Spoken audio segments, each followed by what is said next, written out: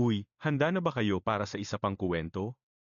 Kung gusto nyo ang ganitong mga video, huwag kalimutang mag-subscribe at i-like, para makatulong sa ating channel. Kaya naman, nang hindi na humaba pa, tara na. Nagising siya sa gitna ng isang kamanghamanghang nobela, pero, dahil ipinakita siya bilang isang kontrabidang masama, mababaw, at selosa, hindi siya ang bida sa sarili niyang buhay, itinakda siyang dumanas ng pagmamaltrato sa bahay, na susundan ng isang kasal na walang pag-ibig at mauwi sa isang malungkot na katapusan sa kamay, ng asawang galit na galit sa kanya. Pero tumanggi siyang tanggapin ang buhay ng tunay at obsesibong si Edith, tinalikuran niya ang pagiging kontrabida, at nagpa siyang mamuhay ng simple habang ine-enjoy ang luhong maibibigay ng kayamanan sa kanya, kahit nakakulong sa daloy.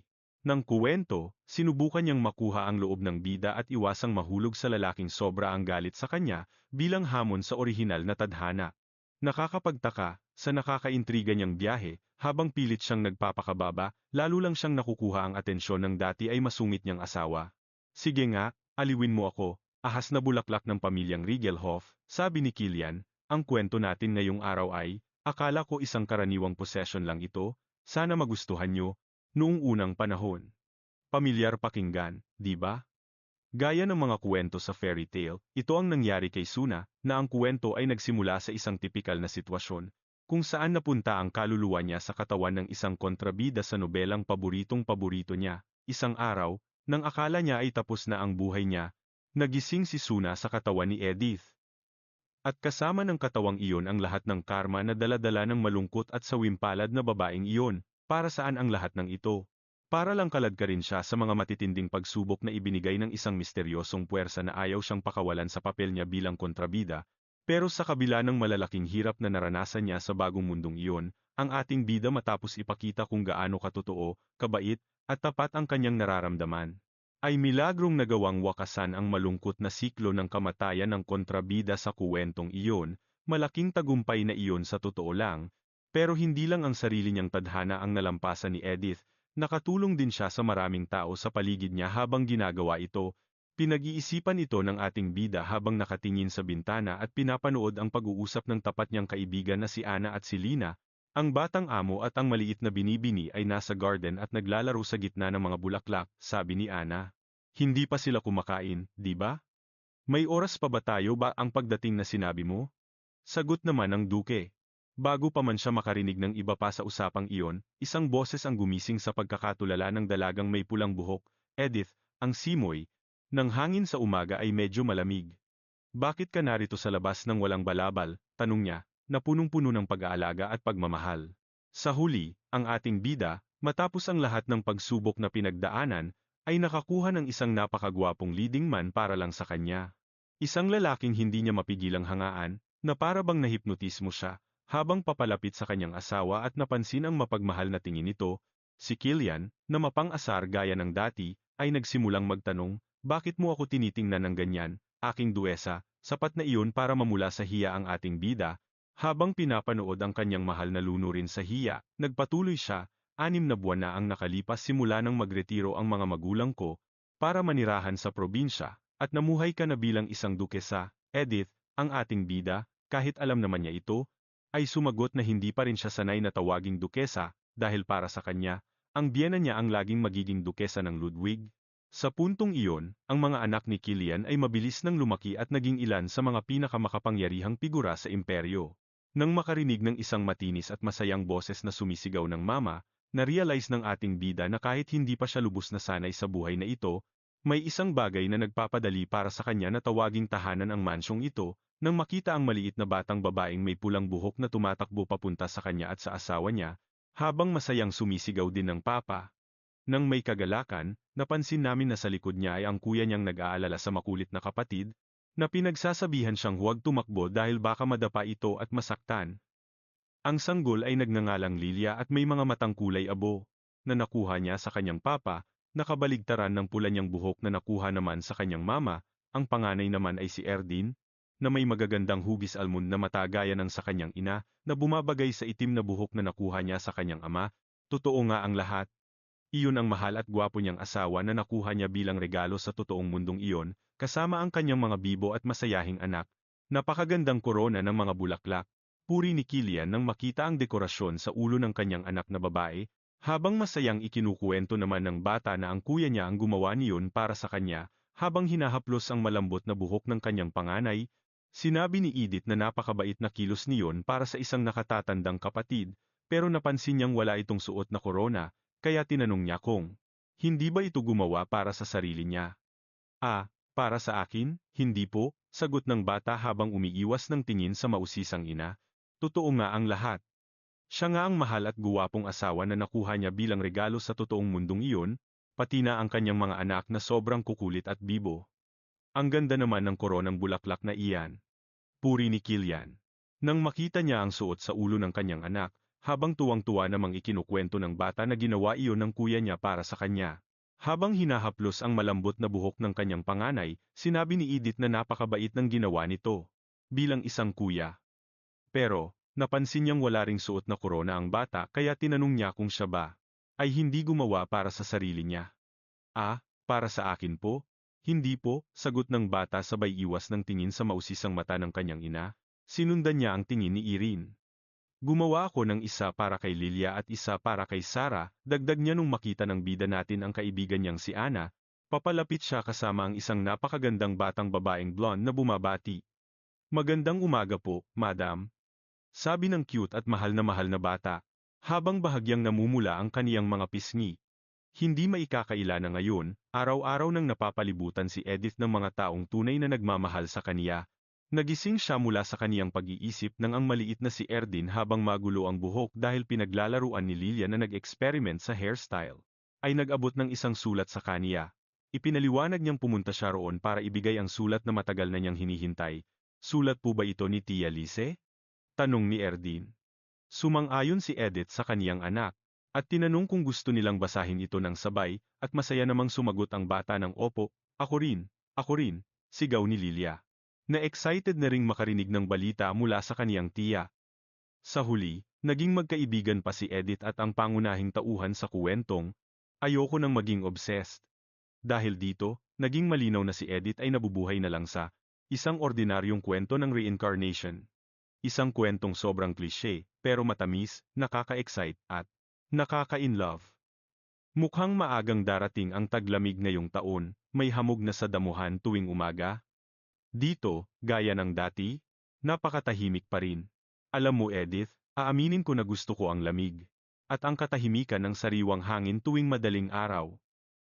Ngayong linggo, may dumating na bagong babae rito sa monasteryo. Hindi ko pa alam kung bakit siya napunta rito, pero masasabi kong lumaki siya sa isang mayaman at eleganteng pamilya, hindi pa siya nakaranas ng gawaing bahay sa buong buhay niya, kaya nung unang araw, naging magulo sa labahan. Kahit na ganon, nagpresenta pa rin siyang tulungan akong maglaba ulit at tinuruan ko siya ng ilang espesyal na teknik na natutunan ko sa mga katulong sa mansyon ng Sinclair. Sigurado akong matatagalan pa bago siya maging komportable sa amin, pero tingin ko magiging matalik kaming magkaibigan. Pagkarinig sa bahaging iyon ng sulat, humanga si Erdin. At sinabing gusto rin niyang matutunan ang mga espesyal na teknik sa paglalaba. Pati ang maliit na sanggol ay nagpakita rin ng kuryosidad tungkol sa mga teknik na ito. May sarili rin po bang mga espesyal na teknik ang mga katulong ng pamilya Luden? Tanong ni Sarah. Sumagot si Erdin na baka. Meron nga sila. Tanungin kaya natin sila. Sabi niya ng may determinasyon. Samantala, iniisip naman ng ating bida na kaya lang naman niya alam ang mga teknik na yon ay dahil inabuso siya ng ibang katulong sa mansyon noon, kaya napilitan siyang matutong maglaba ng mabilis. Erdin, Lilia, isang boses ang kumuha ng atensyon nila, si Jocelyn pala yon, na kumakaway sa mga bata at nagbalitang narito ang kanilang lola at lolo para bumisita. Sa loob lang ng ilang segundo, nagtakbuhan ang dalawa habang sumisigaw para sa kanilang lola at lolo, Diyos ko, tingnan niyo ang mga apo ko, bulalas niya. Habang gigil na gigil sa mga batang nakakapit sa kaniyang damit at nagpapapansin, para kay Edith, mahirap paniwalaan na ang dating Dukesa ay ang parehong tao na nag-interrogate kay Liz 5 taon na ang nakakaraan, kahit noong itinuturing niya si Liz na parang sarili niyang anak. Naisip niya na nung nalaman na ang katotohanan, ang orihinal na Lise ay ipinatapon sa monasteryo bilang kasabwat. Pati si Cliff ay tinanggalan ng posisyon bilang tagapagmana ng dukado at ipinadala sa hangganan para patunayan ang kaniyang sarili. At para bang hindi pa sapat yon, ang balita na ang panganay niyang anak ay nag-desert at nawala ay lalong nagpadurog sa kaniya. Matapos ang lahat ng mahaba at masakit na pangyayaring ito, hindi na nakapagtataka na gustong mag-retire ni Jocelyn sa lalong madaling panahon. Siyempre, hindi sila iniwan ng mag-asawa.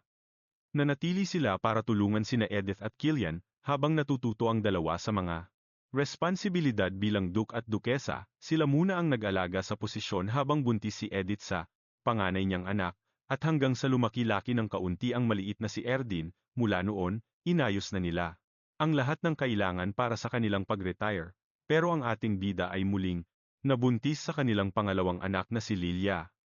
Dahil doon, kalahating taon pa lang ang nakalilipas nung sa wakas ay nakalipat na sila sa kanilang bahay sa probinsya. Dahil dito, medyo sumasakit ang puso ni Edith tuwing makikita niya ulit ang kaniyang mga biyenan dahil nararamdaman niya kung gaano kabilis tumakbo ang oras. Si Lilia, na napaka-cute, ay nagsabi sa kaniyang lola kung gaano niya ito na-miss. Umamin din naman si Jocelyn na miss na rin po niya ang kaniyang apo. Kumakain ka ba ng maraming masasarap na pagkain kasama si mommy at daddy? Tanong ni Jocelyn. Masayang sumagot ang bata ng opo. Habang pinapanood ang usapan nina Jocelyn at Lilia, napansin ni Edith na ang kaniyang biyenan ngayon ay tila mas masaya na. Nagbalik na ang ningning sa kaniyang mga mata at naging maayos at malusog ang relasyon nila sa kanilang mga anak. Darating ang araw na mapupunta ka rin sa posisyon na iyon. Oras na ang bahalang gumawa niyan. Mangyayari rin yan, sabi ng ating bida, habang marahang hinahawakan ang balikat ng ating heroine. Ang mga sugat na akala natin ay hindi na maghihilom ay maayos na. Gaya nga ng sinabi mo noon, mas matatag talaga ang mga tao kaysa sa inaakala nila. Pagkalipas ng ilang minuto, nasa loob na sila ng mansyon at habang nagkukuwentuhan, nabanggit ni Jocelyn na sobrang sipag magtrabaho ng kanyang manugang at anak. Alam nyo, pwede nyo nang iwan sa amin ang mga apo namin, hayaan nyo kaming makasama ang mga bata para masulit ang oras namin sa kanila, sabi ng ginang. Pero ingat na ingat siyang hindi masyadong mapadami ang daldal. Pasensya na po, kahit kumain lang kayo ng kaunti, sabi niya. Pero pinaliwanag ng biyena niya na pagkatapos ng buong gabing biyahe sa Kalesa, wala pa silang gana kumain sa oras na iyon. Kaya ipagpapaliban muna nila ang pagkain para makasabay ang mga bata mamaya. Masyado ka nang naging abala sa pag-aalaga sa mga bata at sa trabaho, bakit hindi mo gamitin ang pagkakataong ito para sa isang tahimik na date kasama ang asawa mo? Huwag niyo nang isiping bumalik bago maghapunan, sabi ng dating dukesa, na talagang napakabait gaya ng dati habang tinataboy sila palabas. Hindi naman sa ibang tao niyo iiwan ang mga bata. Sige na, lumabas na kayo ni Killian at magsaya kayo sa kung ano man ang gusto ninyong gawin, dagdag niya. Sinubukan pa ni Edith na tumutol, pero tiniyak ni Axel na aalagaan nilang mabuti ang mga bata, kaya hindi na nila kailangang mag-alala. Dapat lang daw silang lumabas at mag-bonding na dalawa. Sumingit naman si Ana at sinabing sinadya talagang lumabas ng bahay ng mga dating duke para tulungan ang ating mag-asawa, kaya naman, hindi magandang tanggihan ang alok nila. Sina Ana at Lina, sumasang-ayon din sa kanila. Tanong ng ating heroine sa sarili, at dahil wala nang magawa, pumayag na rin ang mag-asawa. Maya-maya lang, sa mismong araw na yon, sa kalsada ng Darsos, dumating na sina Edith at Killian para mamasyal, pero nung iwan na sila doon ng kutsero, hindi na alam ng dalawa kung ano ang gagawin o saan pupunta. Nakatayo lang sila doon nang walang kahit anong plano. Tsaka, ano ba dapat ang ginagawa sa isang date? Tanong ng ating heroine sa kanyang sarili. Ang problema kasi, mula nang maging tagapagmana ng duke si Killian, nagsimula na ang training nila para sa mga tungkulin ng pamilya. At hindi nagtagal, naging abala na rin sila sa pagbubuntis at sa pagsilang ng kanilang panganay, na sa totoo lang ay napaka-cute talaga. Hindi sila kailanman nagreklamo sa dami ng responsibilidad, pero ang totoo, sadyang mabigat talaga ito, at nalampasan lang nila ang lahat ng yugtong iyon dahil palagi silang nandyan para sa isa't isa. Kahit sa bahay lang, gumagawa sila ng paraan para maging sweet sa isa't isa. Palagi silang nag-iisip ng bonding activity para sa kanilang dalawa. Pero ngayon, ang ating bida ay kilala na bilang isa sa mga pinakamakapangyarihang opisyal ng militar sa buong imperyo. Hawak niya ang posisyon na matagal nang pinangangalagaan ng pamilyang Ludwig sa loob ng ilang henerasyon. Si Edith naman, ay naging Dukesa Ludwig na, ang namumuno sa mga social circle ng kabisera, at siya rin ang nagsisilbing pinakapinagkakatiwalaang advisor ng pangalawang pinakamataas na tao sa imperyo, si Prinsesa Catherine. Naging masyado na silang importante para magkaroon pa ng oras sa isa't isa, hanggang sa makalimutan na nila. Kung paano ba mag-enjoy sa isang normal na date kung saan magkasama lang silang naglilibang bilang mag-asawa. Doon na pagtanto ng ating heroine na baka ito nga ang dahilan kung bakit sobrang nag-aalala ang biyena niya at pinipilit silang lumabas. Habang nagmamasid sa paligid at nag-iisip, hindi nagtagal ay. Naalala niya bigla, yung panahon na sabog pa silang dalawa bilang mag-asawa noong simula ng kwento. Pero kahit magulo ang lahat noon, dito sa lugar na ito sila unang kumilos bilang tunay na mag-asawa. Edith, kung hindi ka papagod, gusto mo bang maglakad-lakad muna tayo? Tanong ng ating bida, eksaktong gaya ng pagkakasabi niya noong unang beses. Isang tapat na ngiti ang sumilay sa mukha ni Edith habang sumasang-ayon, at sinabing malaking karangalan yun para sa kanya. Habang naglalakad sa mga kalsada, tinanong ni Edith ang asawa kung natatandaan pa ba nito yung batang babaeng nagbebenta ng bulaklak. Yun ang unang mga bulaklak na natanggap niya sa buong buhay niya. Naalala rin ni Edith na noong araw na yon, may mga payasong nagtatanghal sa daan. Yung mga payaso na pinalibutan pa nga siya noon, pero biglang naputol ang usapan nila. Nang makarinig ang ating heroine ng boses na tila nagulat, tignan nyo, hindi ba yan ang dukesa, ang asawa ni Duke Ludwig? Pagtingin niya sa paligid, napansin niyang lahat ng taong naglalakad at pati na ang mga nagtatrabaho ay tulala sa presensya niya roon. Sinusubukan lang naman nilang maglakad sa kalsada ng parang mga normal na tao. Hindi ba naiintindihan ng mga taong tuyon? Tanong niya sa sarili, gulat na gulat sa gulo na idinulot ng presensya nila. Manghang-mangha ang mga tao dahil nandoon ang mag-asawa para mamasyal sa mga kalsada ng Darsus ng magkasama. May ilang kababaihan pa nang nag-uusap kung gaano nila nagustuhan ang mga detalye ng suot ni Edith. Bulong-bulungan ng lahat na noon lang nila siya nakita ng personal, at mas lalo pala siyang nakakabighani kaysa sa mga litrato sa diaryo. Maya-maya, isang matandang lalaki ang tuwang-tuwang nagsabi na dahil daw sa kanya, nagkaroon ng mga bagong patakaran para sa seguridad ng lahat. Nakiusap pa ang matanda sa ating bida na kung maaari ay bisitahin din ito ang kalsada ng Rubel Marie pagkatapos nilang pumunta sa kalsada ng Darus. Isang ginang naman ang nagkuwento kay Kilian na nagpapakapagod ang kanyang pamangkin para lang makapasok sa akademya ng mga kabalyero, pero napatigil ang babae sa pagsasalita. Nagsimula ang siksikan at tulakan, at lalong naging magulo ang paligid dahil sa dami ng tao. Napansin ni Kilian na nasisira na ng kaguluhan ang kanilang romantikong date, kaya tinanong niya ang kanyang asawa. Tinanong niya kung dapat na ba nilang tawagin ang ilang mga nakatagong guwardidya na nakabantay para sa kanilang kaligtasan. Sinabi ni Edith na mukhang hindi naman delikado ang sitwasyon, at naniniwala siyang magiging maayos din ang lahat. Ilang sandali pa, naramdaman ng ating bida na may humihila sa kanyang damit, at lumingon siya para makita ang isang maliit na bata. Pinipilit ng bata na makuha ang kanyang pansin. Noong mapansin siya ni Edith, agad itong nagpakita ng isang napaka-cute na ngiting bungi. Naku, Charlotte! Sigaw ng isang babaeng tila nagpapanik, habang nakikipagsiksikan sa mga tao para makalapit. Agad siyang humingi ng paumanhin sa duke at sa ating bida, bago sinita ang maliit na bata. Sabi niya, bakit ka lumapit sa kanila nang walang paalam, pagalit? Nakakapit pa rin ang bata sa damit ni Edith. Pasensya na po sa pang-aabala namin, madam. Gustong-gusto po kayo ng bunso ko, paliwanag ng ina habang tumatakbo ang bata patungo sa kanya. Niyakap siya ng bata ng mahigpit. Salamat po sa ospital para sa aming mga karaniwang tao na ipinatayo ninyo. Gumaling na siya sa sakit na tinitiis niya simula pagkabata, pasasalamat ng ina. Naalala ng ating bida noong unang taon ng pagsasama nila ni Kilian, habang tinitingnan niya ang ilang mga dokumento. Mga papel iyon tungkol sa Ryzen, kung saan nag-isip siya ng mga paraan para mapaganda ang buhay sa lugar na iyon. Kahit na hindi natuloy ang biyahe sa Ryzen dahil itinalaga ang ating bida bilang Duke ng Ludwig, hindi kailanman sinukuan ni Edith ang kanyang mga plano at mga pagbabagong nais niyang ipatupad. Ang mga hakbang na ito na balak nilang simulan sa tamang panahon ay matagumpay na naipatupad sa kanilang teritoryo. Ang ilan sa mga ito, matapos ayusin ng mabuti, ay napatunayang epektibo at pwedeng gamitin kahit saan. Ginamit ang mga ito sa mas malawak na paraan, kaya naging makabuluhan ang pamumuno nila sa Ludwig bilang duke at dukesa. Pagkakataon na rin ito para makagawa ng mas malaking pagbabago gamit ang kaalaman mula sa dati niyang buhay. Kasabay ng mga alam niya sa mundong ito, pinag-aralan ni Edith ang lahat ng paraan para gumaan ang buhay ng mga tao. Ginawa niya ito nang hindi nasisira ang lokal na kultura. Dahil sa buong suporta ng prinsesa, nakapag-eksperimento siya ng mga makabagong ideya. Nasubukan niya ang mas matatapang na plano. Ang tanging problema lang sa lahat ng ito ay ang nakakapagod na proseso sa opisina.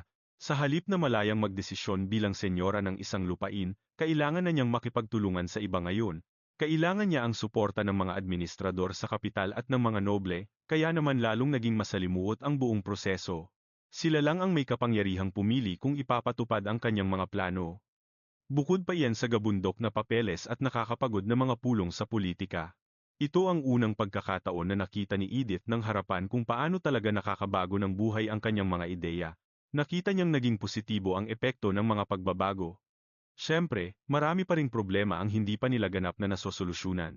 Imposibleng mabago ang lahat sa loob lang ng iisang buhay, pero alam niyang unti-unti na siyang nagtatagumpay. Nagagawa niyang baguhin ang mundo sa paligid niya ng dahan-dahan, ang malaman na nagbubunga ang lahat ng kanyang paghihirap ay nagpapasaya sa kanya. Nakahinga siya ng maluwag dahil doon.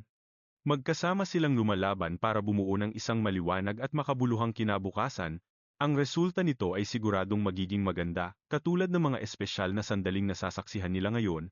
Paulit-ulit na nagpasalamat ang babae mula sa kaibuturan ng kanyang puso dahil sa pagliligtas nila sa buhay ng batang si Charlotte. Sinabi niya na hindi naman ito sosyal, pero may restaurant sila sa malapit at inanyayahan ang mag-asawa na kumain doon. Tanggapin ba natin ang alok niya, Killian? Tanong ni Edith, habang nangingilid ang luha sa kanyang mga mata. Siyempre, para sa akin, isa itong napaka-espesyal na date. Dagdag pa niya na may kasamang matamis na ngiti habang nakatingin ng may pagmamahal sa kanyang asawa. Sa pagtulong sa mas maraming tao hanggat kaya nila, umaasa si Edith na makakabuo sila ng kanyang asawa ng isang mas magandang mundo. Gusto niya ng mas maayos na lugar para sa kanilang magiging mga anak, ang makamit ito ang tunay na magdadala ng saya sa kanilang tahanan. Kung hindi masyadong malamig pagkatapos nating kumain, pwede tayong maglayag sandali gamit ang ating yate, mungkahi ng lalaki. Sumagot ang kanyang asawa na napakagandang ideya niyon. Samantala, sa mansyon ng Duke, parang sasabog na ang utak ni Axel habang binabantayan niya ang mga batang masiglang nagtatakbuhan kung saan-saan habang nagkukunwaring naglalaba. Mukhang naiipit na siya sa mga nakakalitong tanong ng maliit na si Sarah. Sabi ni Nana, ang mga mayayaman daw ay nagkukunwaring mahirap. At ako naman na mahirap. Gusto lang ng pera para magkunwaring mayaman. Mahal na Panginoon, bakit po asul ang langit? Tanong ng batang Loaira. Hindi na alam ng lalaki kung ano o paano sasagot, ang tanging tinatanong na lang niya sa sarili ay, kung kailan babalik ang asawa niya. Sa kabutihang palad, nakita agad ng lalaki si Linan. Hindi niyo ba ako tinawag ngayong araw, ayos lang ba kayo?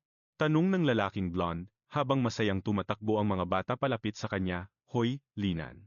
Sigaw ng mga maliliit na puno ng pananabik, sinasabing ayos lang sila at agad na nagmakaawa na ikwento niya. Ang kwento kung paano sila nagkatuluyan ni Nani Ana. Dahil wala nang matatakasan, nagpa siya ang lalaki na ibahagi ang kaunti sa naging kwento nila ni Ana sa mga bata. Sila, si Senyora Ana at ako, sa loob ng maraming taon, ay tumira sa iisang lugar. Nang matagal na panahon, pero sa halos buong panahong iyon, halos hindi kami nag-uusap ng higit sa ilang salita. Kilala namin ang isa't isa, pero bihira kaming magkaroon ng dahilan para mag-usap. Sa totoo lang, mas para kaming estranghero kaysa magkakilala. Sinimulan niyang magkwento habang sinamantala naman ni Axel ang maikling sandali ng pahinga para tingnan ang ilang dokumento. Si Nani Ana ay isang katulong noon sa mansyon ng pamilya Ludwig, isa siyang plebeyan o karaniwang tao noon, sigaw ni Erdin. Siya ay mahirap, at ikaw naman ay isang noble o maharlika, kaya pala isa itong bawal na pag-ibig. Bulalas ni Lilia. Bawal na pag-ibig iyon, Lilia, pagtatama ni Sarah sa batang pusa na mali-mali pa rin ang bigkas sa ilang salita, prohibido. Sinubukan niya ulit pero hindi pa rin makuha. Si Sarinya, na napakatalino, ay matiyaga at dahan-dahang tinuruan si Lilia kung paano dapat bigkasin ang salita. Parang mas marami pa kayong alam kaysa sa akin ah. Baka gusto ng batang Panginoon o nang binibini na sila na ang magkwento? Biro ni Linan, kaya agad na humingi ng paumanhin ang mga bata at nanahimik para makinig sa kanya. Ipinagpatuloy ni Linan ang pagkwento na maraming nagsisilbi sa pamilya ng Duke, mula sa mga hardinero, taga-silbi, at mga tauhang nag-aalaga sa ari-arian, hanggang sa mga katulong at mayordomo na nag-aasikaso sa pang-araw-araw na buhay ng mga nakatira sa mansyon at ng mga bisita. Sa lahat ng mga taong nagtatrabaho doon, may mga espiyang itinanim ang mga karibal na pamilya. Gayunpaman, mayroon ding mga espiya ang pamilya Ludwig na mas tuso pa at nagmamasid sa bawat galaw ng mga kaaway, at naguulat ng mahahalagang impormasyon sa Duke. Ang Duchess ang may kapangyarihang Namamahala sa lahat ng mga individual na iyon at si Linan naman ang napakahusay na katulong na tumutulong sa kanya. Sa mga dokumento ng impormasyon ng mga tauhan na isinulat ni Linan, nakalista si Ana bilang isa sa mga pinakapagkakatiwalaang katulong sa mansyon.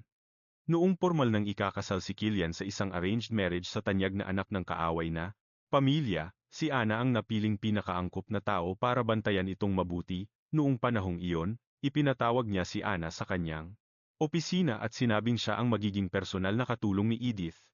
Kailangan niyang bantayan ito ng maigi. At agad na iulat ang anumang kahina-hinalang kilos mula sa bida, dahil hindi kailanman nagpapakita ng emosyon si Ana. Inakala nilang sasagot siya ng maayos kahit pa maging masama ang asal ni Edith at hindi siya matitinag, kahit paalukin siya ng malaking suhol. Sa huli, hindi naman nagkamali ang kanilang paghusga. Pero, dahil sa pagtrato ng ating bida kay Ana ng may dignidad at walang pag-aalinlangan, at dahil din sa pagbubukas ni Ana ng kanyang puso sa isang taong tulad ni Edith, nauwi ito sa isang hindi inaasahang relasyon. Noon, naisip ni Linan na mahirap. Sabihin kung pinagtaksilan ba ni Ana ang pamilya ng Duke, dahil hindi naman siya bulag na sumusunod sa bawat utos ni Edith. Sa katunayan, may mga pagkakataon na sinadyang suwayin ni Ana ang mga utos ni Edith base sa sarili niyang pagpapasya. Pero, may isang bagay na nagpabagabag sa kanya. Dahil kung darating ang sandali na magkaroon ng hidwaan ang pamilya Ludwig, at si Edith na pinagsisilbihan ni Ana, pagdating sa utos, kanino kaya magiging tapat ang katulong na si Ana? Naiwan ang tanong na iyon sa kanyang isipan. Isang araw, bago umalis si Killian para sa isang biyahe, ipinagkatiwala niya kina Ana at Linan ang kaligtasan ni Edith, at nilinaw na sila lang ang tanging mga taong mapagkakatiwalaan niya. Kutob ko lang ito, pero para sa akin ay napakahina-hinala ni Lise. Ipagpapasalamat ko kung mababantayan niyo ang kalagayan ni Edith, habang wala ako. Noong sandaling iyon, pinawisan ng malamig si Linan sa hiling ng kanyang batang Panginoon, pero agad na sumagot. Si Ana, na itatanda nila iyon. Poprotektahan namin ang batang senyora gamit ang aming buhay, buong tapat at tiwala niyang sabi, kaya nakaramdam si Killian ng pasasalamat, babalik ako sa lalong madaling panahon, kaya pakiusap, kayo na ang bahala rito. Pagtatapos ng lalaking bida, bago tuluyang umalis. Seryoso ka ba talaga? Tanong ni Linan, habang kinukuha ang atensyon ni Ana, ang hiling na iyon ay malinaw na labag sa ating tungkulin, ng pamilya ng Duke. Wala kang obligasyong sundin ang hiling na yan ng basta-basta lang. Sa halip, kung uunahin mo ang mga utos ni Killian at mauwi ito sa palpak, walang kasiguraduhan na mapoprotektahan ka niya sa magiging bunga nito. Pero pinatigil na siya ni Ana at nagpasalamat na lang sa pag-aalala niya, sabay sabing, kahit na, iba ang tingin ko rito, hindi ako pinahihirapan ng batang Panginoon sa pag-utos niya nito sa akin. Binigyan niya lang ako ng impormasyong kailangan ko para magawa ang tungkulin ko. Hindi lang ako basta sumusunod sa utos ng batang Panginoon, ginagawa ko ito dahil gusto ko para sa kabutihan ng batang senyora. Yun ang sabi niya. Naisip ni Linan na ang kinalabasan ng paninindigang yun ay wala kundi kahihiyan lang. Noong araw na makidnap sila at bumalik si Cliff na karga si Lise, si Ana ay agad na tumakbo palapit sa kanya, lumuhod, at nagmakaawa na sabihin kung nasaan si Edith. Sa huli, wala siyang napala roon. Puro desperasyon, luha, at matinding paghihirap lang dahil nawala ang kanyang senyora, at ang masama pa, ikinulong pa siya sa kwarto niya. Noong nandoon siya, naisipan ni Linan na dalhan siya ng pagkain dahil hindi siya kumakain ng maayos. Pero pagdating doon, nagulat ang lalaki sa histerya ni Ana. Mukhang wala na siya sa sarili at desperadong malaman kung nahanap na ba si Edith. Nabitawan niya ang tray ng pagkain nang bigla siyang dambahan ni Ana. Sinubukan ni Linan na itanong kung anong ginagawa nito. Pero sa tindi ng desperasyon ng babae, wala na siyang ibang magawa kundi sumigaw at magmakaawa ng tulong, hinihiling na tumulong siya alang-alang kay Killian. Tinawag pa niya ulit si Linan, nang biglang matigil ang boses niya. Samantala sa pasilyo, may isang gwardyang dumadaan ang nagtaka kung galing ba ang lahat ng ingay na yon sa kwarto ng katulong na nakakulong. Kanina lang ay napakaingay niya. Pero ngayon tumahimik na siya. Siguro hinimatay na sa pagod, sabi ng lalaki. Sa kasama niya, bago sila umalis para kumain. Pero sa loob ng kwartong yun, nakasara ang pinto at nakasubsob ang mukha ni Ana sa dibdib ni Linan. Hindi alam ng lalaki ang gagawin. Pakiusap, nagmamakaawa ako sayo. Hindi ko kayang mawala ang batang senyora ng ganito. Hagulgol ni Ana habang nagmamakaawa. Nang mahina, nanginginig ang boses at punong-puno ng pait. Parang nawala na si Ana sa sarili niya. Ang babaeng dati ay walang kaimos-emosyon, ngayon ay durog na at hindi na makontrol ang sarili. Hinawakan siya ni Linan sa balikat at inilayo ng kaunti para gisingin siya sa katotohanan. Umayos ka. Hindi ikaw ang tipo ng taong to. Hindi ka ganito, sabi niya. Naisip ng lalaki na may mga tao talaga sa mundong ito na itinadhana lang sa simpleng buhay. Ang pamilyang Duvin ay ilang henerasyon ng pamilya ng mga iskolar. Wala silang sariling lupain na pinamumunuan, kaya nanatili sila sa kabisera at nagsilbi sa maalamat na bayani ng digmaan na si Magnus Ludwin. Ang tiwala sa pagitan ni Axel Ludwin at ng tatay niya ay matibay na sa henerasyon nila, at dahil doon, ang landas na nakatadhana para kay Linan Fusil, na kabilang sa ikatlong henerasyon, ay naging katulad lang din ng landas na tinahak ng tatay at lolo niya. Tahimik lang niyang sinunod ang daang yun, isang landas na siguradong tahimik at matatag. Hindi kailangang magbago dahil wala naman siyang kapangyarihan para gawin yon, at hindi rin kailangang magsalita o mamuno. Sa kahit ano, dahil ang buhay niya ay puro pakikinig at pagsunod lang. Malinaw na kung ang mundong ito ay isang kwento, ang buhay ni Linan ay pang-extra lang, isang karakter na madaling makalimutan at hindi man lang mababanggit ang pangalan. Patuloy na iniisip ni Linan na ang papel ng bawat isa ay matagal na talagang itinakda. Noong bata pa siya, isang araw, habang nagbabasa siya ng libro sa ilalim ng puno, lumapit sa kanya si Kilian at tinanong kung bakit hindi siya nag-eensayo ng espada, tsaka, hindi ka ba nabuburyong sa puro pagbabasa at pag-aaral lang? Tanong niya, kung gusto niyo po, pwede akong makipag-ensayo sa inyo, sagot ni Linan na parang walang gana. Kung gusto ko? Ano bang pinagsasabi mo? Pare, anong pakialam ng gusto ko sa kahit ano? Hindi naman kita katulong o kung ano paman, kalmadong nagpaliwanag si Linan. Na ang totoo ay parang ganoon na rin. Dahil isa siyang basalyo. Basalyo? Kailangan ba nating intindihin yan? Sa edad nating 12 taong gulang? Inis na tanong ni Kilian na ang cute-cute din tingnan. Sumagot naman si Linan na, siyempre, oo. Lumalaki siya kasama si Kilian para maging isang tapat na lingkod para kay Cliff at sa kanya, sa hinaharap. Pero kung gusto niyo po, pwede rin akong magsimulang mag-aral ng esgrima, dagdag niya, habang si Kilian naman ay inip na inip. Pinakiusapan niya ito na hayaan na lang. Kalimutan mo na yan. Hindi kita pipiliting gawin ang isang bagay na ayaw mo. Pero si Lina naman, sumagot agad. Hindi ko naman sinabing ayaw ko. Halika, turuan mo ako. Mag-aaral ako. Pero si Kilian, sa pag-aakalang ginagawa lang ito ni Linan. Dahil sa obligasyon at dahil umaasta itong parang isang utusan lang, nagpumilit na itigil na lang ito at umalis na umuusok ang ilong sa galit, habang sinasabihan ang blonde wag siyang susundan, kahit na mukhang wala siyang pakialam at tila manhid nagsasabi ng totoo si Linan, hindi siya nagpaturo kay Kilian dahil lang sa obligasyon. Para kay Linan, ang mga papel at posisyon sa buhay ay laging usapin ng purong lohika. Ang tungkulin na makita ang kabuuan, mag-analisa, at gumawa ng mga desisyon, pati na rin ang tungkulin na magtiwala sa mga desisyong iyon at suportahan ang pagpapatupad nito, dito lang umiikot ang lahat at ang iba pa ay mga detalye na lang ng mga nabanggit.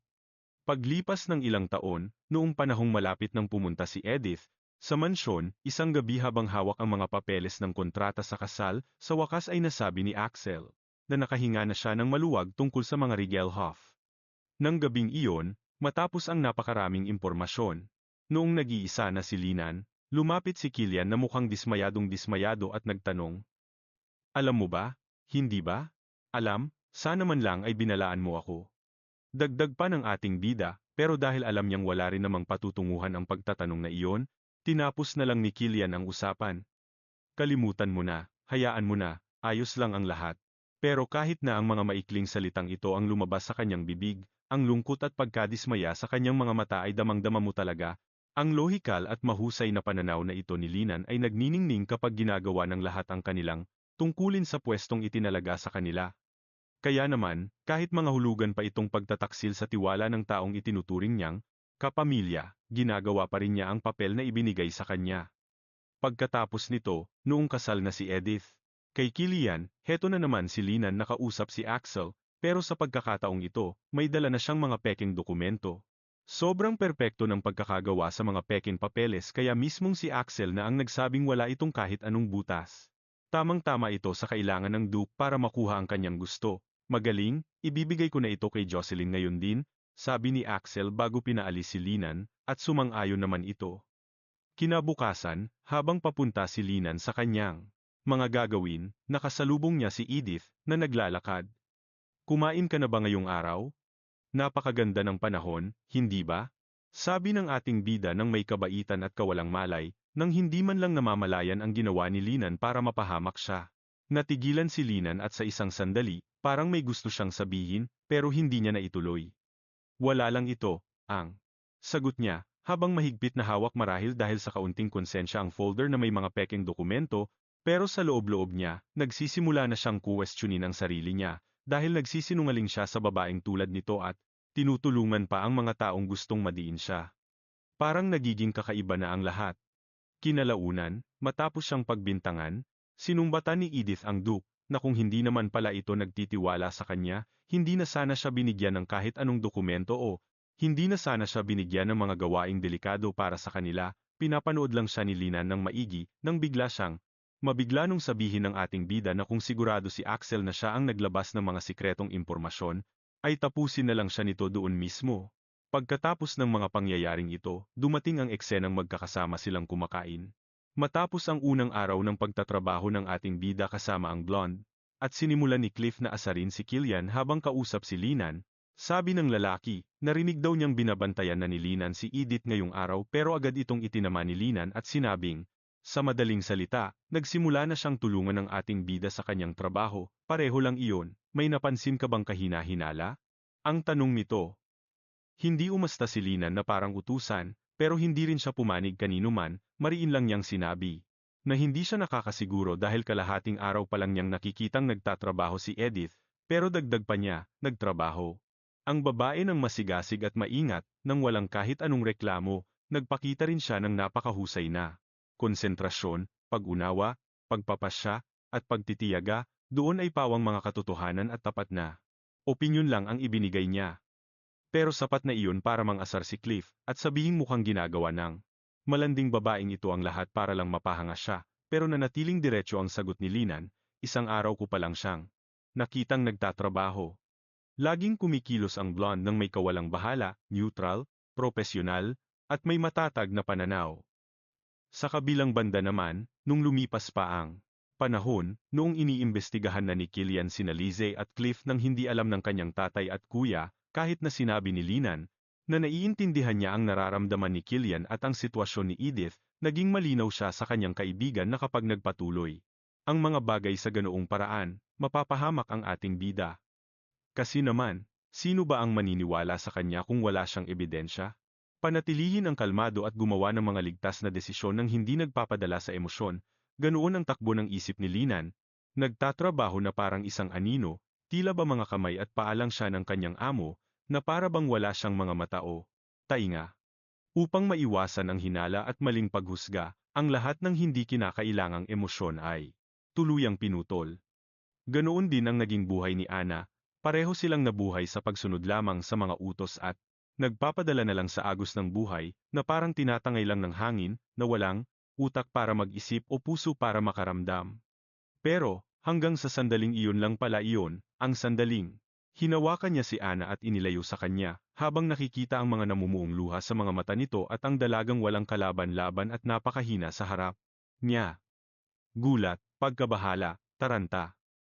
Lahat ng iyon ay bakas sa nararamdaman ni Ana sa sandaling iyon. Ito ay isang bagay na hindi niya kailanman naranasan sa paraang makakaapekto sa kanya. Paalala mula sa narrator.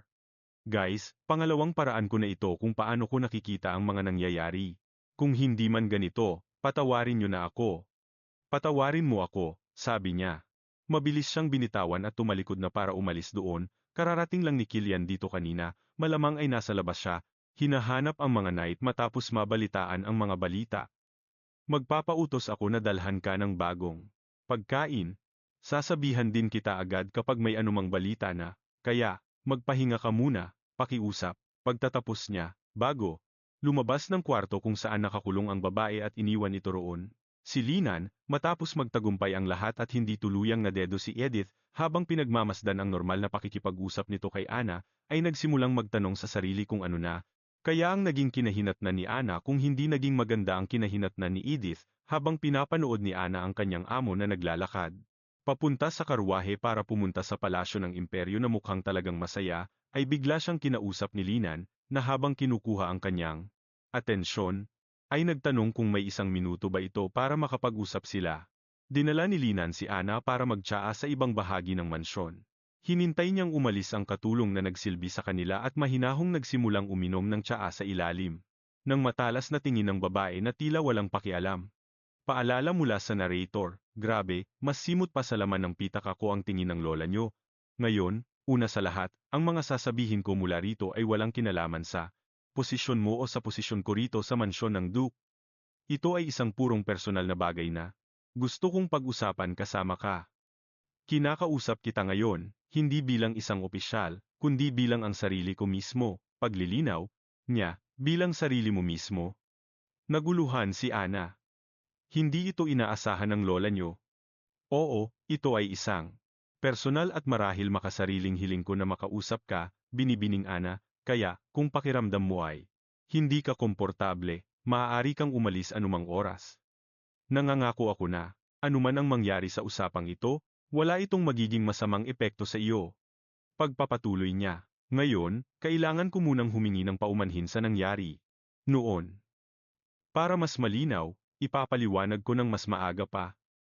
Bilang anino, mga kamay, at paanang inyong kamahalan, ang Duke at Dukesa, bulag akong sumusunod sa kanilang kagustuhan ng walang pag-alinlangan hanggang ngayon, dahil naisip ko na, ito ang aking tungkulin. Ang pakiramdam na ito ng tungkulin ay abot hanggang sa buong pamilya ng Duke, kaya, noong mangyari ang insidenteng iyon, kahit nararamdaman kong nasa panganib si Madam Edith, naisip ko na wala akong ibang pagpipilian kundi sundin ang mga utos ng batang Panginoon na si Clive hanggang sa makabalik ang Duke mula sa labanan, matapos makita ang iyong katapangan at matapos ang mahabang pag-iisip tungkol dito, napagtanto ko na nagkamali ako. Pagtatapos niya, na naging sanhi ng pamumula ng pisngi ni Ana matapos marinig ang mga salitang iyon.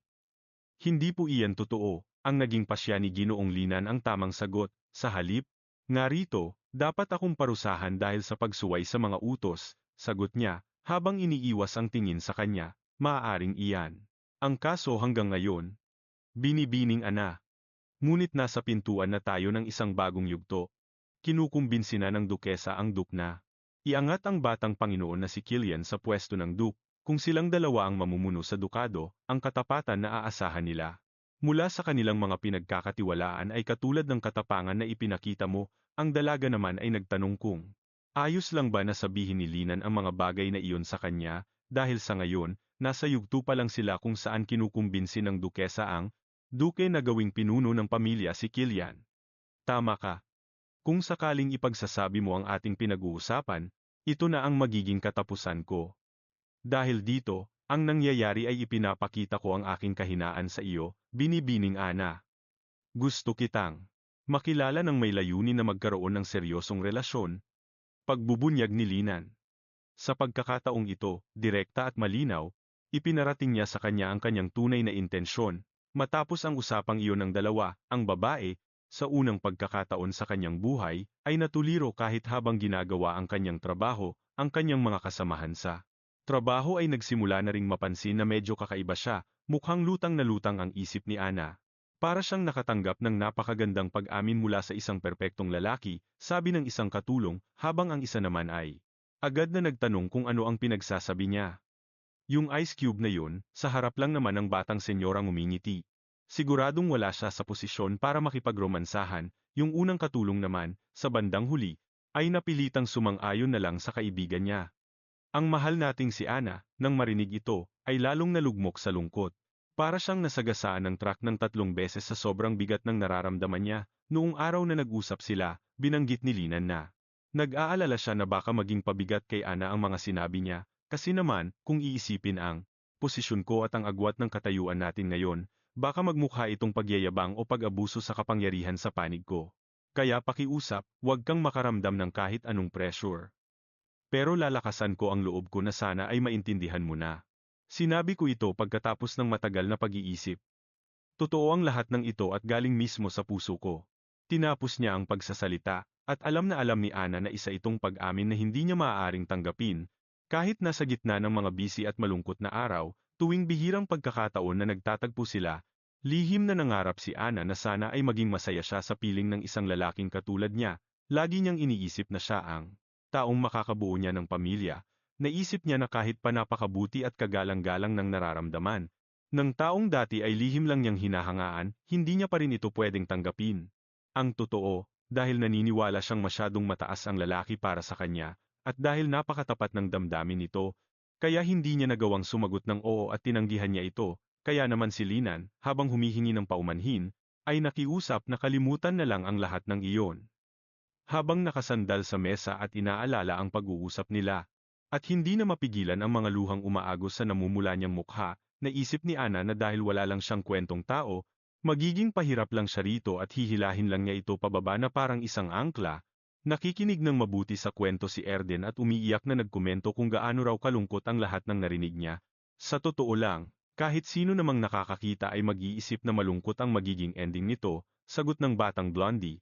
Bakit hindi mo nalaman na tinanggihan ka lang niya dahil nakonsensya siya? Tanong ng bata, na nagpatigil at nagpaisip kay Linan. Oo nga, paano mo hindi nalaman? Usisa rin ni Sarinya sa ama. Totoo yan, pero ang galing talagang mag-poker face ng asawa ko. Di ba? Sabi niya, at hindi naman nakatanggi ang mga bata. Kasi naman, may punto ang lodi nila. Itinuloy niya ang pagkukwento na. Lumipas ang panahon at nagbago ang mga season. Isang magandang araw ng tag-init, isinilang ang batang si Eden. Guwapo, cute, at nakaka-in-love.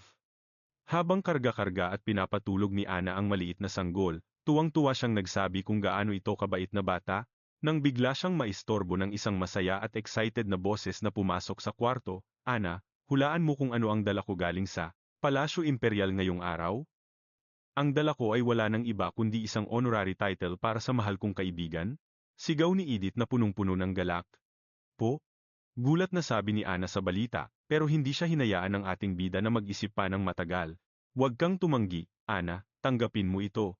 Alam kong wala kang hilig sa mga ganito, pero ituring mo na lang itong munting pasasalamat dahil sa pag-aalaga mo kay Erdin para sa akin, okay? Palagi ko itong sinasabi sa'yo at uulitin ko ulit. Ayokong manatili ka sa tabi ko habang buhay dahil lang sa katapatan, sana makahanap ka ng isang kahangahangang tao, at makabuo ka rin ng sarili mong pamilya, dagdag ni Edith. Ako? Ano? Pakiusap, sandali lang po. Kailangan ko po munang pumunta sa isang lugar ngayon din, sabi ni Ana, na nagkabuhol-buhol na ang dila sa sobrang emosyon at kaba. Hindi masyadong naintindihan ni Edith ang nangyari, pero agad namang sumang-ayon si Kilan at sinabing wag na siyang mag-alala, dahil siya na ang bahala sa baby para magawa ni Ana ang dapat niyang gawin. Sumigaw si Ana ng salamat po, habang mabilis na tumatakbo paalis sa mga pasilyo ng mansyon. Habang si Lina naman sa kanyang opisina, nang marinig ang katok sa pinto, ay nagpapasok ng hindi man lang inaalis ang tingin. Sa dokumentong sinusuri niya, Ginoong Linan, ang nanginginig at kabadong boses ni Ana ay nagpabangon agad sa lalaki nang makilala niya ito. Binibining Ana? Tanong niya na halatang nalilito at medyo kinakabahan habang may tumataktak na pawis sa kanyang balat. Note ni Nana, habang nagkukwento siya, nasa likod lang pala ng pinto ang duke at nakikinig kung gaano naging karomantiko ang highlight ng buhay ni Linan. Kahit ang lolo ay sobrang interesadong malaman. Mahal na mahal ko po siya, alam niyo po ba yun? Hindi, di ba? Tanong niya, at agad namang nagpaliwanag si Linan, na parang nagdedepensa sa sarili, na hindi niya ito gawa-gawa, si Edith daw ang nagutos. At personal na nag-asikaso ng lahat. Hindi ko kailanman susubukang pangunahan ang mga kagustuhan mo, binibining Ana. Dagdag pa niya, pero hindi iyon ang sinagot sa kanya. Yung mga nararamdaman na sinabi mo noong panahong iyon, ganun pa rin ba hanggang ngayon? Tanong niya, na ikinagulat ng lalaki dahil sa sobrang prangka nito, ang mga iyon? Nandyan pa ba sila? Ganun pa rin ba sila? Tanong niya. Naisip ni Ana ng oras na yun na kapag ang isang tao ay masyadong matagal nang nasa posisyon bilang katulong ng iba, ang posisyong ito ay nagkakaroon na ng sariling pagkakakilanlan. Ang isang katulong ay hindi dapat maghangad ng mga magaganda at mamahaling bagay, kahit anong hindi simple at hindi matipid ay tinitingnan bilang bunga ng kasakiman. Ang taong ito ay hindi rin dapat magpilit na matuto ng sobra-sobra. Taglay ang kamalayan at dangal ng pagiging isang katulong sa isang marangal na pamilya, kailangang magmasid at alagaan ang mga kumikinang na bagay sa iyong paligid, pero ang malaman ang iyong lugar at ang huwag mainggit sa anuman ay napakahalaga. Ito ang lagi niyang natutunan at pinaniniwalaan, hanggang sa pinaalalahanan siya ng maningning na si Edite na nag-alis sa kanya sa kadilimang kinalalagyan niya. Lagi ko itong sinasabi sa'yo, gusto ko na maging masaya ka, Ana.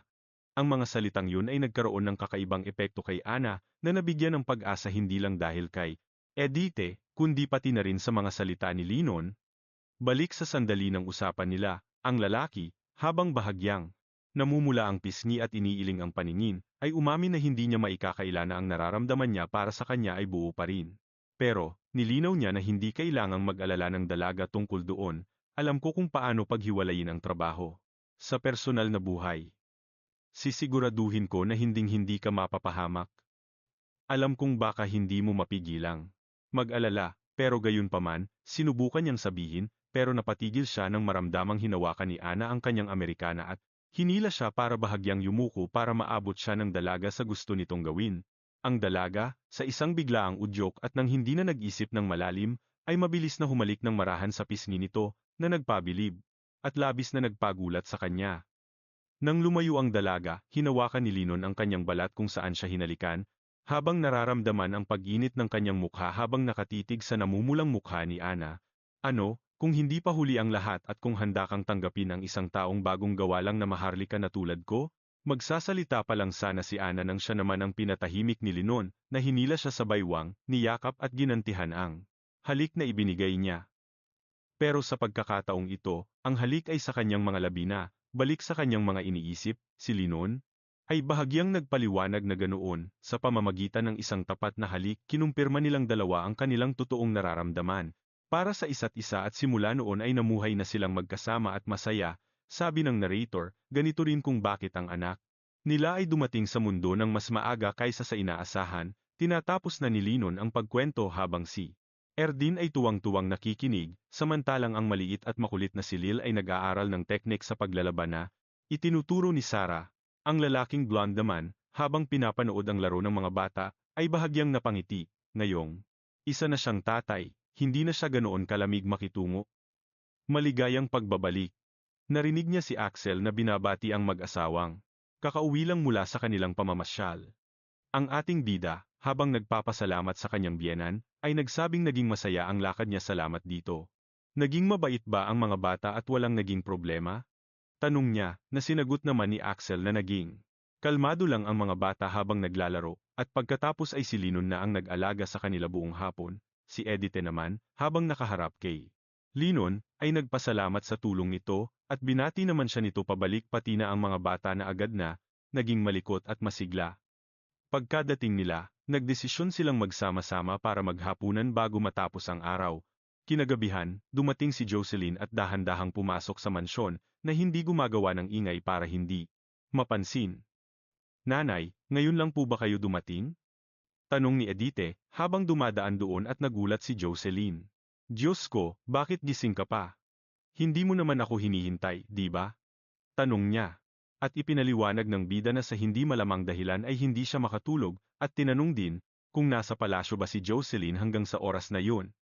Well, tungkol dyan, mukhang ang mahal na prinsesa ay may dinadalang mabigat sa kanyang kalooban. Paliwanag niya. At lumipas ang gabi hanggang sa kinabukasan, nang walang paligoy-ligoy at walang pag-aalinlangan, pumunta si Edite sa palasyo para hanapin si Catherine, ang ating bida, na parang nawawalan na ng pasensya pagkatapos ng maraming subok, ay patuloy na nagpipilit. Ano ba talagang problema, Catherine? Tanong niya, pero nagpipilit si Catherine na wala lang ito. Sige na, sabihin mo na sa akin. Giit niya na naiirita na, pero si Catherine ay matigas at patuloy na nagkukunwaring walang gustong sabihin. Talaga bang magkakaganyan ka, kahit sa akin, kung hindi mo sasabihin kung ano ang mali, hindi natin maayos ang problema. Pagpupumilit ni Edite, at habang tinitingnan ang buong mesa hanggang sa mapadako ang tingin sa basurahan, may napansin siyang kakaiba, kinuha ang dyaryo na nasa basurahan, at nagsimula siyang magbasa. Nadia, ang sumisikat na prinsesa ng amin. Hoy, Bakit mo pinapakialaman ang basura ng ibang tao? Sigaw ni Catherine habang desperada, habang tinitingnan ni Edith ang litrato ni Henry kasama ang bago nitong mapapangasawa. Binabantayan ang bawat galaw ng prinsesa para masiguradong siya ang magiging matibay na kandidata para sa titulong Crown Princess, pati na rin ang kaniyang pinsang taga-suporta na si Prinsipe Daya. At ano itong nababasa ko tungkol sa isang nakakagulat na balita ng pag-ibig? Pagkatapos basahin ang diaryo, agad na naintindihan ni Edith ang nangyayari.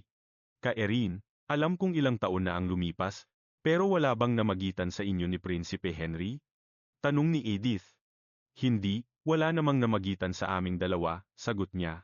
Nagkausap lang kami ng kaunti noon, may ilang beses na nagkatitigan, at may mga bagay na hindi masabi-sabi. Sa bagay, baka hindi lang pala kaunti, baka higit pa roon ang nangyari, pero anuman yun, hanggang doon lang talaga. Sa totoo lang. Wala naman pala talaga yon. Isang sitwasyon lang kung saan may sinabi siyang kung ano-ano at ako naman itong umasa at nag-ilusyon ng mag-isa. Sabi niya habang inaalala ang kaniyang nakaraan, at nakikitang parang nauulit lang ang lahat, para lang itong isa sa mga ugnayan na maling akala ko ay espesyal. Aminado si Kairin, na bakas ang lungkot at pait sa kaniyang mukha.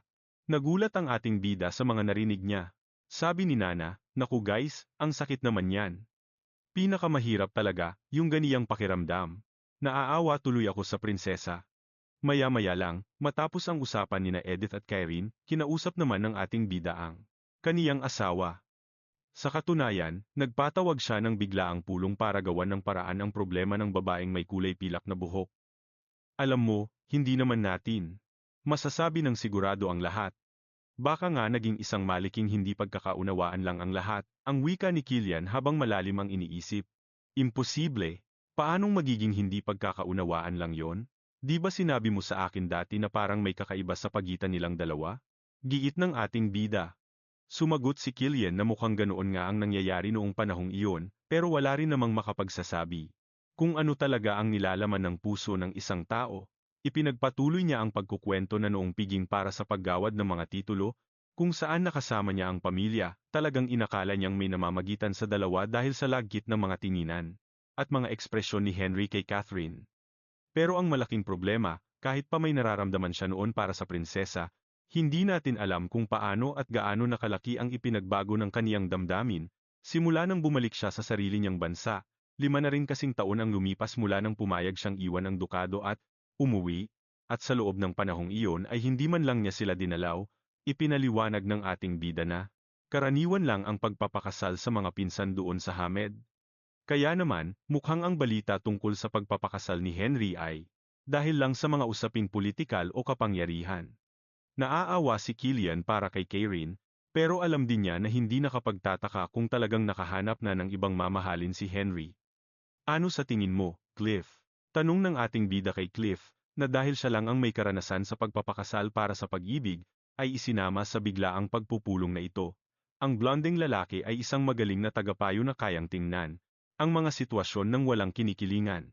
Bukod doon, siya rin ang taong mag-isang napaibig at nakuha ang babaeng kaniyang minamahal. Para sa akin, simula niya na naging dahilan para lalo kaming ma-curious. Pero sa susunod na eksena ay makikitang sumusulat na ng liham ang ating bida para kay Lize, humihingi ng paumanhin si Edith kay Lize dahil ngayon lang siya nakasagot at ipinaliwanag na naging abala siya sa mga biglaang asikasuhin na dumating ng hindi inaasahan. Alam mo ba, pupunta kami sa kaharian ng Hamed para magbakasyon. Ito ang unang pagkakataon na magkakaroon kami ng biyahe kasama ang buong pamilya pati na ang mga bata. Paano ko ba ito ipaliliwanag sa iyo? Medyo mahaba ang kwentong ito. Pero sa madaling salita, pupunta ako roon para silipin ang lagay ng buhay pag-ibig ng isang malapit na kaibigan. Tutal, magandang pagkakataon na rin ito para ipakita sa mga bata ang ibang bansa, kaya sinabay na namin ang bakasyon sa aming pakay doon, at ganoon nga nabuo ang biyaheng ito. Sa kaniyang liham, sinabi rin ng ating bida kay Lize na magiging abala siya pagdating sa Hamed kaya naman, sumusulat na siya habang nasa loob pa ng barko. Padadalhan kita ng mga pasalubong pagdating namin doon. Hindi naman. Magtatagal ang aming biyahe, kaya maaari mo pa ring ipadala ang iyong sagot sa mansyon gaya ng dati. Pagtatapos ni Edith, ang biyahe sa barko ay naging masaya at punong-puno ng sigla, dahil sa likot at kulit ng mga batang walang tigil sa paglalaro, hanggang sa makarating sila sa kaharian. Maligayang pagdating. Siguradong pagod kayo sa mahabang paglalakbay sa dagat, bati ng kapatid ni Daya, nang may ngiti sa mga labi. Siya ang prinsipe na dumalo sa seremonya noon. Sa bansa nila, kilala siya bilang Nazir, habang si Henry naman ay tinatawag na Idaya.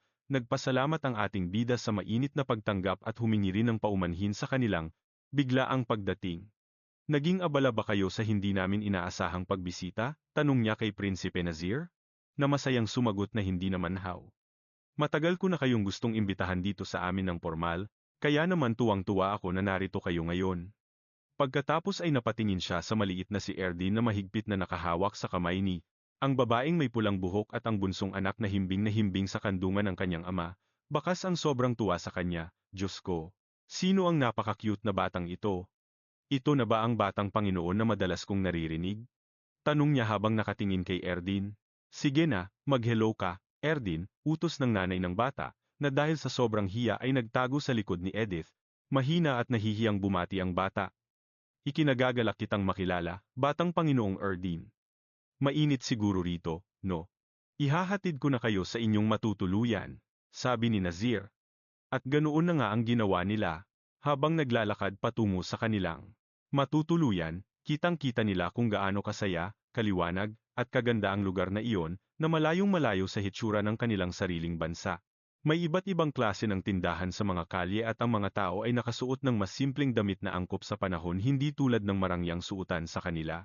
Kaya naman, ano ang gusto ninyong makita? Gusto niyo bang mamasyal muna sa templo?